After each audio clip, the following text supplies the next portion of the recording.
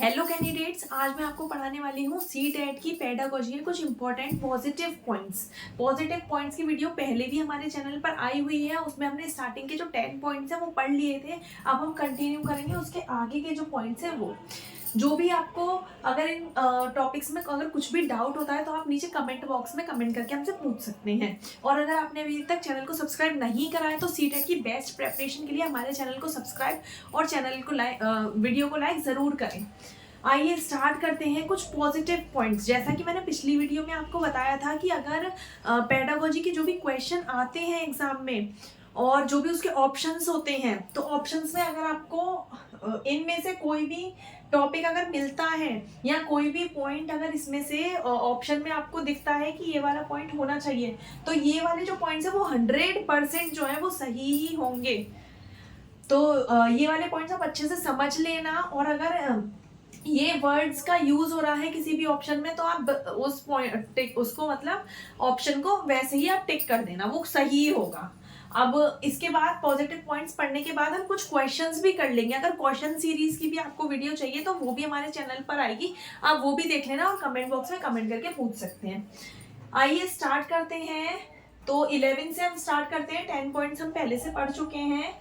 समाज से अंतःक्रिया, यानी कि जब भी हम जैसे बच्चों को पढ़ाएंगे तो केवल हमें जैसे केवल बुक से ही नहीं पढ़ाना है, केवल बुक में जो कंटेंट लिखा है केवल वही नहीं पढ़ाना बच्चों को। बुक से तो कंटेंट लेना ही है, उसके अलावा बच्चों को विद एग्जाम्पल हमें पढ़ाना है, रियल लाइफ से रिलेट एग्जाम्पल्स बताने हैं, सोसाइटी से उनको रिलेट करना है एग्जाम्पल्स को। और जैसे कि बच्चों को ग्रुप वर्क देना है, जैसे कि बच्चे आपस में काम करेंगे तो क्या कहते हैं, ये इसे बोलेंगे हम समाज से अंतःक्रिया। तो ये सब करवाना बच्चों को बहुत ही ज्यादा इंपॉर्टेंट है। इसके बाद है प्रोजेक्ट वर्क। हमें बच्चों को प्रोजेक्ट वर्क भी देना चाहिए, क्योंकि जैसे कि हम बच्चों को पढ़ाते हैं तो बच्चे देख कर या करके उस चीज को ज्यादा अच्छे से सीखते हैं, बजाय कि उसको हम बुक में से बस पढ़ा दें बच्चों को। तो इसीलिए हमको बच्चों को प्रोजेक्ट वर्क देने चाहिए और बहुत सी चीजें हमें शो करके दिखानी चाहिए बच्चों को, जिससे कि बच्चे बहुत अच्छे से समझ सकें। इस तरीके की टीचिंग हमारी होनी चाहिए। नेक्स्ट है हस्तपरक अनुभव। हाँ, जैसे कि लाइफ रिलेट एग्जांपल हम बच्चों को बता रहे हैं, हमारे कुछ प्रीवियस एक्सपीरियंस हैं या कुछ भी हमारे साथ इंसिडेंट हुआ है, हमने उससे बहुत अच्छी सी कुछ मॉरल सीखी है, तो हम उस तरीके से बच्चों को वो एग्जांपल देके बता सकते हैं कि हमने इस कंडीशन में या इस सर्कमस्टेंसेस में हमने ऐसा किया था। तो आपके पास भी ये बहुत सारे ऑप्शन है कि हम उस भी जो भी परिस्थिति है हम उसको कैसे फेस कर सकते हैं। इसके बाद है दृश्य श्रव्य सामग्री। जैसा कि अभी मैं बता रही थी प्रोजेक्ट वर्क बच्चों से करवाना है, वैसे ही हम कुछ बच्चों को जैसे कि शो करके दिखा सकते हैं। जैसे कि मैं साइंस पढ़ा रही हूँ और साइंस में बच्चों को हार्ट के बारे में बता रही हूँ, तो अभी मैं बुक से पढ़ाती रहूंगी रीड करती रहूंगी तो बच्चों को समझ में ही नहीं आएगा। बजाय इसके कि मैं डिजिटल क्लास में बच्चों को पढ़ाऊं, डिजिटल बोर्ड पे बच्चों को हार्ड वर्क करता हुआ दिखाऊं, किस तरीके से उसके फंक्शंस हैं, कैसे बच्चे, और उसका कोई चार्ट पेपर हो मैं बच्चों को वो दिखा सकती हूँ कि इसके इतने पार्ट्स हैं, ऐसे करके होता है, कितनी उसमें आर्टरीज होती हैं, जो भी है मैं बच्चों को ऐसे करके जो है पढ़ा सकती हूँ, बच्चों को बहुत अच्छे से समझ में आएगा। इसके बाद है प्रश्न करना। समझ में आने से मीन्स ये होता है जैसे कि बच्चों को बहुत अच्छे से समझ में आता है तो बच्चों को आगे तक के लिए याद रहता है। और अगर बच्चे पढ़ेंगे तो बच्चे कंफ्यूज हो जाते हैं, बहुत सी चीजों में कंफ्यूज हो जाते हैं, लेकिन अगर हम बच्चों को दिखाकर उसी चीज को समझाते हैं तो बच्चों को बहुत अच्छे से समझ में आता है, याद भी रहता है। इसके बाद है प्रश्न करना। हमें बच्चों को कभी भी प्रश्न करने से नहीं रोकना है, डिस्कशन करना है, क्लास डिस्कशन करना है। बच्चों अगर जो भी बच्चे क्वेश्चन हमसे पुट अप करते हैं तो हमें उसका आंसर देना है, क्लास से डिस्कशन करवाना है उन क्वेश्चंस के ऊपर, जिससे कि बहुत अच्छे से जो है हमारा जो कंटेंट है बच्चों को बहुत अच्छे से क्लियर होगा हर एक पॉइंट। इसके बाद त्रुटि या गलती। बच्चों को गलती के लिए टोकना नहीं है, क्योंकि एक पॉइंट ये है कि बच्चे गलती करके बहुत मतलब सीखते हैं, गलती करके ही सीखते हैं, ये है। तो गलतियों के लिए बच्चों को नहीं रोकना है, गलती करेंगे, सीखेंगे, समझेंगे। बच्चे ही क्या, बड़े भी गलती करते हैं, गलती कर करके सीखते हैं उसको, मतलब जो भी काम करते हैं उस चीज को समझते हैं, करते हैं। गलती करके जो चीज सीखी जाती है वो आगे तक के लिए याद रहती है। अब इसका मतलब ये नहीं है कि गलती करके ही सीखना है, वैसे भी सीखना है, पर बहुत सारे बच्चे जो गलती करते हैं तो उन्हें रोकना नहीं है कि तुमने ये गलती कर दी, अब ये काम नहीं करोगे। नहीं, गलती की है कोई बात नहीं, एक बार गलत करेगा तो दूसरी बार सही भी उस चीज को वो करेगा। नेक्स्ट है रुचि उत्पन्न करना, यानी कि इंटरेस्ट होना चाहिए।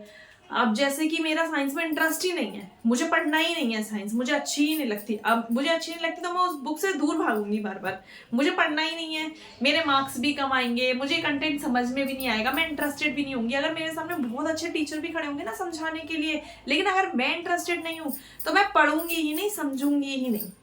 इसीलिए हमें बच्चों में इंटरेस्ट क्रिएट करना है। और इंटरेस्ट क्रिएट हम कैसे कर सकते हैं, जैसे कि मैं बुक से पढ़ा रही हूँ, बच्चों को बिल्कुल भी इंटरेस्ट नहीं आएगा, मुझे बहुत सारी चीजों का इस्तेमाल करना है, जैसे कि प्रोजेक्ट, बहुत सारे प्रोजेक्ट रखने हैं, मुझे बच्चों को दिखाने हैं कि देखो ये वाली चीज इस तरीके से वर्क करती है, इसका ऐसा काम है। जो भी मैं कंटेंट पढ़ा रही हूँ बच्चों को, उससे रिलेटेड मुझे बच्चों को समझाना है। प्रोजेक्ट वर्क, दृश्य श्रव्य सामग्री, एक मैं डिजिटल बोर्ड लगा दूं, बच्चों को पढ़ाऊं, बहुत सारे फ्लैश कार्ड्स रखे हैं, जिस भी कंटेंट के बारे में पढ़ा रही हूँ, जैसे मैं फ्लैश कार्ड बच्चों को शो कर रही हूँ, उससे समझा रही हूँ, डिजिटल बोर्ड पे समझा रही हूँ, तो उससे क्या होगा, जो बच्चे होंगे वो इंटरेस्टेड होंगे पढ़ने के लिए कि आज हमें कुछ नया सीखने को मिलेगा, नया देखने को मिलेगा।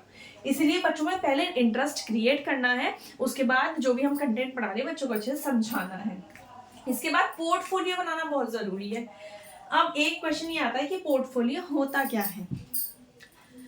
पहले भी एक वीडियो आई हुई है हमारी पोर्टफोलियो के ऊपर, लेकिन फिर भी मैं बता देती हूँ, शॉर्ट में बता देती हूँ पोर्टफोलियो होता क्या है। जो भी बच्चे हैं, बच्चों का स्टार्टिंग से लेकर सारे रिकॉर्ड जो हम बच्चों के रखते हैं उसे पोर्टफोलियो कहते हैं। जैसे कि कोई भी बच्चा है स्टार्टिंग में वीक था, उसे इंटरेस्ट हुआ पढ़ने के लिए उस सब्जेक्ट में या जो भी है किसी भी सब्जेक्ट में, तो पढ़ता गया, समझता गया, अब उसके नंबर बहुत अच्छे आने लगे, तो ये पोर्टफोलियो होता है। स्टार्टिंग से हमें पोर्टफोलियो अगर हम उसका खोलेंगे तो हमें पता चलेगा इस क्लास में ये वीक था, आगे बढ़ा, फिर आगे बढ़ा, फिर आगे बढ़ा, ऐसे करके उसका जो है इंटरेस्ट भी बढ़ता गया। और इसी तरीके से हमें पोर्टफोलियो बनाना चाहिए, बच्चे की डिटेल्स उसमें बहुत अच्छे से समझ में आती है। इसके बाद है इंद्रियों का प्रयोग। इंद्रियों का प्रयोग जैसे करके सीखना, भी बता रही थी, करके सीखना, जो बच्चे जैसे करके सीखते हैं तो बहुत अच्छे से समझते हैं, इसलिए इंद्रियों का प्रयोग, हाथों का यूज करवाना है बच्चों से। बच्चे ऐसे बैठ के पढ़ रहे हैं, क्या समझ पाएंगे, नहीं समझ पाएंगे, समझेंगे ही नहीं, मैं समझा रही हूँ, लेकिन हम उनसे कहेंगे कि ये वाली चीज आप करके दिखाओ। जैसे मैं कुछ भी हेल्थ एजुकेशन में पढ़ा रही हूँ, मैं बच्चों से पीटी करवाती हूँ कि ऐसे करके दिखाओ, ऐसे होगा, ऐसे नहीं होगा। प्रोजेक्ट वर्क में मैं बच्चों को दिखा रही हूँ, बच्चों को समझाती हूँ कि ये चीज इस तरीके से वर्क करेगी, तो बच्चे करके इंद्रियों का प्रयोग करके बहुत अच्छे से सीखते हैं। आईज का यूज कर रहे हैं, देख रहे हैं, ईयर का यूज कर रहे हैं, सुनते हैं, है ना, ये इंद्रियों का प्रयोग होता है। नेक्स्ट है क्लास डिस्कशन। हमें बच्चों के साथ क्लास डिस्कशन जरूर करवाना है। ऐसा नहीं कि मैंने रीडिंग कराई, मेरा हो गया सिलेबस कंप्लीट, अब आप पढ़ो या ना पढ़ो, इससे कोई मतलब नहीं है, ये नहीं होता, ये टीचिंग होती ही नहीं है। तो हमें क्लास डिस्कशन बच्चों को करवाना है, समझाना है बच्चों को। उसके बाद बच्चे जो है वो क्वेश्चंस पुट अप करते हैं मुझसे, मैं उनका आंसर देती हूँ और बच्चों को खड़ा करती हूँ कि इसका आंसर क्या होगा, उनसे पूछती हूँ। फिर बच्चे जो भी है सोच कर, खोज कर उसका आंसर निकाल के बताते हैं, मैं उसका करेक्ट आंसर बताती हूँ, बच्चों में डिस्कशन करवाती हूँ। तो ये होता है क्लास डिस्कशन। तो हमें ये वाले पॉइंट जरूर याद रखने हैं। और आपके लिए जो पेडागोजी होने वाली है बहुत ईजी होने वाली है। हमारी न्यू सीरीज जो है पेडागोजी की आने वाली है। अभी तक ये 2 क्लास आ चुकी है पॉजिटिव पॉइंट्स की, इसके बाद आने वाली है नेगेटिव पॉइंट्स की भी। और हम जो क्वेश्चन आंसर है, जो प्रीवियस ईयर में क्वेश्चंस आए हुए हैं पेडागोजी के, हम उन क्वेश्चंस को भी क्या कहते हैं सॉल्व करवाएंगे, पूरा पूरा दिखाएंगे, सॉल्व करवाएंगे, और उसमें से सही को आंसर जो है वो टिक करेंगे, उसको मैं पूरा एक्सप्लेन करके बताऊंगी। इसलिए पेडागोजी जो है आपकी बहुत ही आसान होने वाली है। तो इसके लिए पेडागोजी को पढ़ने के लिए हमारे चैनल को सब्सक्राइब और वीडियो को लाइक जरूर करें।